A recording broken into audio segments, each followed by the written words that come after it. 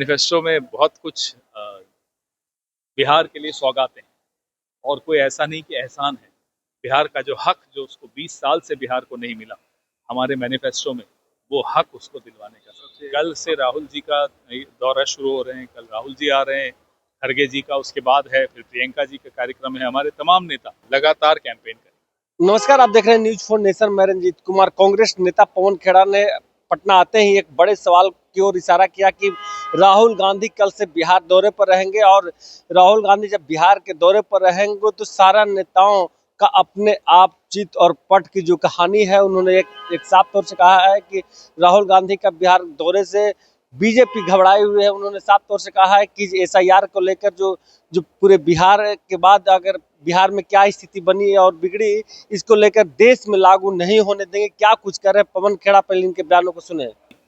नागरिकों को छठ की बहुत बहुत शुभकामनाएं। अब आगे बताइए सर, एसआईआर को लेकर सर 12 राज्यों में जो बिहार की एसआईआर से जो सवाल उत्पन्न हुए, क्या उनके जवाब मिले?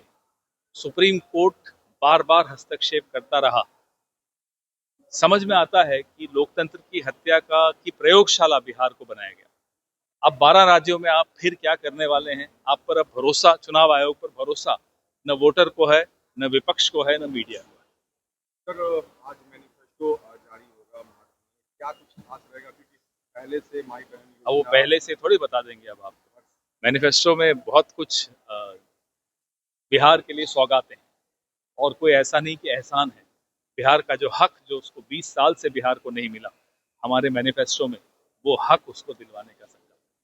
सर, मुस्लिम डिप्टी सीएम को लेकर क्या कांग्रेस सोच रही है? हमने पहले ही कहा आपको कि अलग अलग सामाजिक वर्ग को प्रतिनिधित्व मिलेगा, उचित प्रतिनिधित्व मिलेगा और डिप्टी सीएम्स बनेंगे।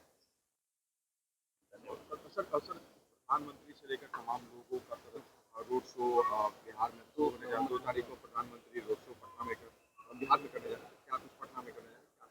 कांग्रेस की तरफ से कल से राहुल जी का दौरा शुरू हो रहे हैं, कल राहुल जी आ रहे हैं, खड़गे जी का उसके बाद है, फिर प्रियंका जी का कार्यक्रम है। हमारे तमाम नेता लगातार कैंपेन करें।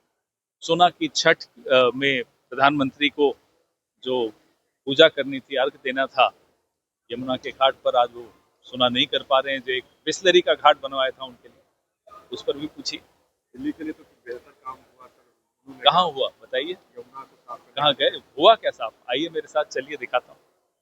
कांग्रेस चैलेंज करती, सही नहीं हुआ। जो चुनौती दे ही रहे हैं, आइए चलिए तो दिखाते हैं आपको। आपने सुना कि पवन खेड़ा ने लगातार प्रधानमंत्री या नीतीश कुमार को लेकर निशाना साधा और कहा कि ये देश के हित में नहीं है एसआईआर, और चुनावी मुद्दे में अगर हम लोग जो मैनिफेस्टो जारी करेंगे, जो वो सबसे अव्वल तरीके से होगा। जो मैनिफेस्टो में जो होगा, उन सारे चीज़ों को लेकर हम लोग एक एक चीज़ों पर ध्यान दिए हैं कि ताकि जनता के हक में कौन सी चीज़ें सबसे बेहतर विकल्प के रूप में हो सके। आप देख रहे थे न्यूज़ फॉर नेशन। तब तक के लिए नमस्कार। सूरज की पहली किरण के साथ जाग उठा बिहार, हर मत बने नई उम्मीद, हर कदम जिम्मेदारी। न्यूज फॉर नेशन की अपील, 6 और 11 नवंबर को घर से निकलें, वोट करें और अपने भाग्य विधाता खुद बने।